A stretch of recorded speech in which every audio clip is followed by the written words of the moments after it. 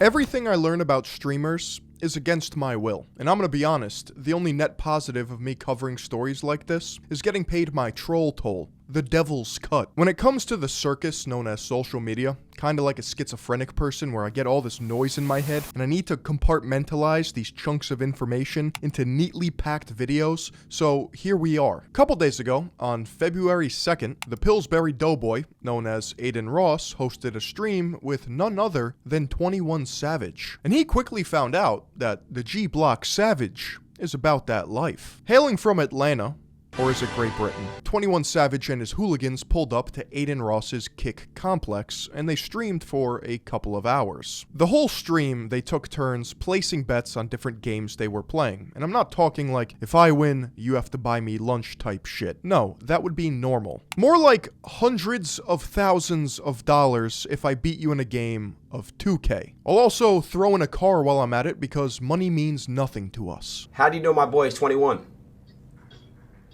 My brother. That's fire. Well, I have you know today that I'm gonna buy you a car. When you're dealing with this internet bullshit, you have to remember that Aiden Ross is on a Kick contract. And Kick.com is owned by Eddie Craven and Bijan Tehrani, but Eddie Craven is really the face of the company. And these two didn't come out of nowhere with a hit streaming service. No. They're the founders of Stake.com, a degenerate gambling website that has quite literally bought themselves into legitimacy. All you really need to know is that there is an infinity sign backing Aiden Ross, so this money quite literally means nothing. So these bets between Aiden Ross and 21 Savage started with 2K, and then dice, and lastly, cards. I'm not talking Old Maid or Go Fish. That would have been cool. They played a game called High Card. It's really simple. You take the entire deck face down, spread it out, and you each draw a card, and whoever has the higher card wins. In front of 100,000 people plus, 21 Savage opens up a pack of fresh cards, then hands it to one of his henchmen who's just chilling off camera, then receives a pack of marked cards just seconds later. They play the game, 21 Savage is just staring at marked cards, his boy taps one, and what do you know, he wins. You can even hear the guy who hands 21 the cards say, "Don't get caught." Don't get caught. Thousands of messages start pouring in by the second, calling 21 Savage out on his weird-ass energy. Even calling him the type of dude that will steal your phone and then help you look for it. I don't think you do that, bro. I know you wouldn't do that shit to me, but I don't know why the fuck. Hold on, let me see this shit real quick. Let me the face card. Yeah, this one doesn't have it. You tripping? My bad, bro. You're right. You're right, bro. I'm tripping. My bad. Someone from Aiden's team tells Aiden that the cards are probably marked, and then they inspect the face cards, and apparently they have scratches on them. How you can tell they're marked? Okay. What? Look at the little scratches on the.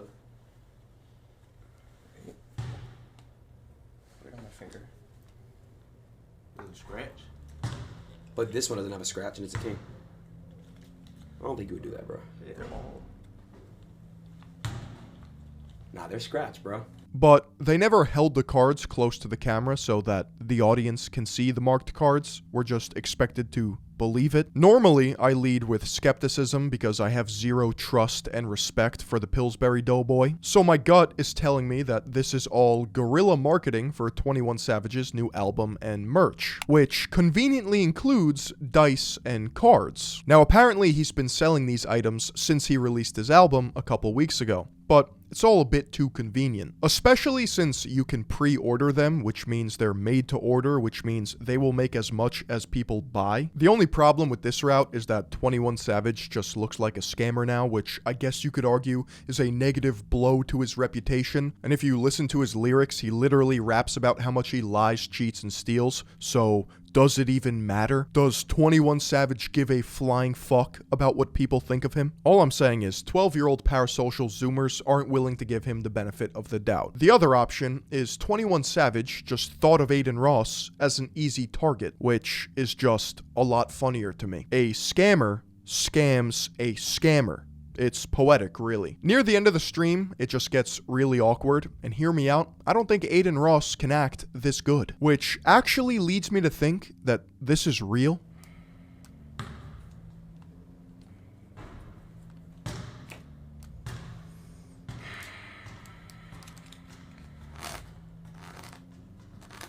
21 Savage apparently racked up a debt of $400K throughout the stream, but Adin Ross does him a solid and offers him a buyout of $250,000 because why not just knock off $150K from the man's debts? It's not like this money is fucking real anyway. Well, it could be, but it would just be coming from the communal gutters of Stake.com's homeless gambling audience. So the scripted stream ends and apparently Adin Ross calls up 21 Savage and 21 apologizes and blames the marked cards on his team member. Right after the stream ended, 21 called my phone and we spoke for like 20 minutes.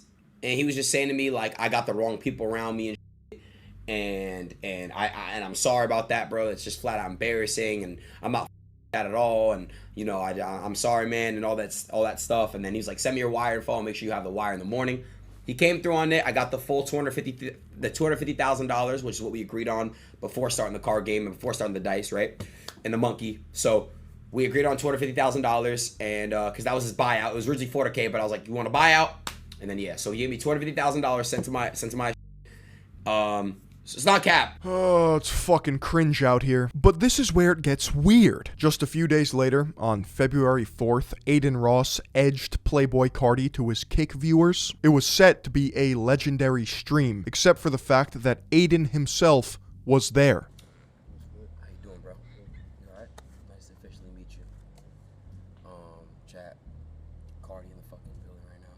We got 500,000 people watching.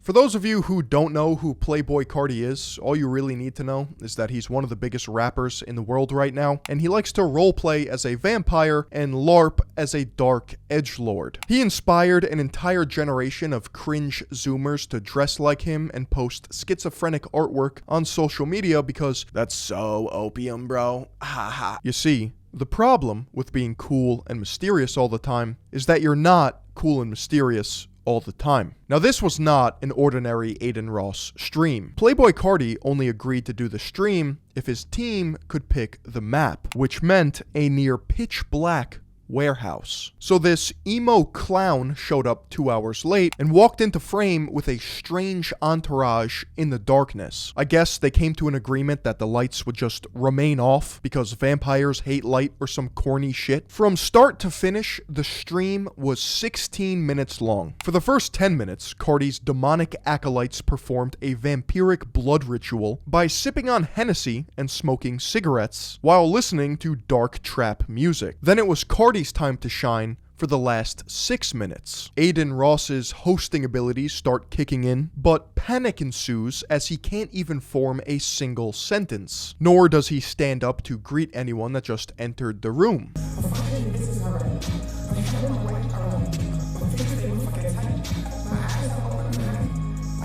Bro is stun-locked. About a minute in, the Gimp from Pulp Fiction emerges from the shadows, and we, the audience, are led to believe that that's actually Cardi under there. He mumbles a couple of unintelligible noises into the microphone, can't even identify where the stream camera is, and doesn't even look like he wants to be there in the first place. My question is, no one could have popped the light on? There's not a single pull chain in this entire factory? Adin, looking like he's about to get mutilated and tortured, gets the bright idea to hand Cardi a duffel bag of Eddie Craven's blood money. I got you, bro. I got you. Fuck it. Yo, if you guys wanna, actually, matter of fact, I got you, bro. So check this shit out, bro. I got some cash for you. Yeah, a little gift from me to you. You know, it's a good amount of money in here. You know, it's a lot amount of money in here. I got you, bro. From me to you. Yeah, I got you, bro. As if he couldn't glaze a full-grown man any harder. Yeah, bro, I'm still live, bro. We were just looking at the shit. It's like crazy, bro. Like, god damn. You're blessed with your voice. You're blessed with performing. You're blessed to be you. You're blessed to be number one. But you're also blessed to have a fucking missile. Cardi giggles like EDP about to meet his cupcake, accepts the money, and then hands it to his sorceress, who's believed to be Rosemary Johansson, aka Sex is Death, who is an elite ranking official within the Cardiverse. He then little boys Adin by asking him to stand up, and they compare heights. Adin questions his serial killer mask, and he responds by saying it was a gift from Kanye. What's the deal with the mask? That's just something you've been rocking with, Illy? who's actually a girl from Red. Oh, really? Yes. Nice. I like it, bro. Then out of nowhere, Cardi starts clapping enthusiastically like a lobotomized patient. All right, well, chat, look, if you guys got questions for him, we don't got him for too long. Fucking flowers for Algernon over here. And this entire time, chat is going wild, claiming that that's not actually Cardi under that mask. But his outfit matches the one that he was wearing at the Grammys just a couple hours prior, and his team is a group of interesting looking people, to say the least. That being said, with how Aiden Ross moves and how viral stream content is made, I wouldn't put it past them to dress up a literal homeless man in $10,000 worth of Rick Owens and Balenciaga. Either way, after 6 minutes, Cardi decided that he's had enough and leaves with his loot. You leave right now? All right, well, let me mute real quick. In typical Aiden Ross fashion, he starts freaking out and apologizes to Eddie, his sugar daddy, who is presumably fronting this bill. Eddie, I got you, bro. I'm sorry. We'll talk. That's crazy.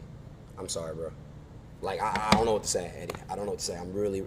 Brady, whatever you need me to do, I'll stream 20 hours of day. I'll do a subathon. I'm sorry, bro. On God. I feel horrible about it. I wish I would have known. They were initially going to pay Cardi $2 million and a Ferrari for this collab, because, you know, that's how hard you have to lie to get people to tune in to your stream in the first place. But that never happened, and it's not even confirmed if Cardi was actually given real money. Like, who the fuck gets handed a duffel bag of cash in front of 500,000 people and then hands it to their minion to count as if this is fucking Goodfellas Part 2? He calls up his old friend 21 Savage in what seems to be an entirely scripted conversation to drum up hype about this entire fiasco. If we look at what actually happened as a result of these two viral streams, the picture gets a bit clearer. Number 1, Aiden Ross brings 500,000 concurrent viewers to Kick.com. Number 2, 21 Savage sells out his merch and gets cross-promotion for all of his music. And lastly, if it's real, Cardi gets a sack of cash and thousands of people to his second burner Instagram, which he can then funnel to his clothing line and or music. And with talks of there being a part 2 to the Cardi stream, maybe we'll learn more. Playboy Cardi then posted an overexposed grainy shot on his second Instagram to commemorate their amazing 6 minutes together. Ross then replied to it with a sad face emoji. Luckily for Aiden, he has his overlord Eddie backing anything he does, so the game is rigged from the start. It's kind of cool how you could just continue to psyop forever.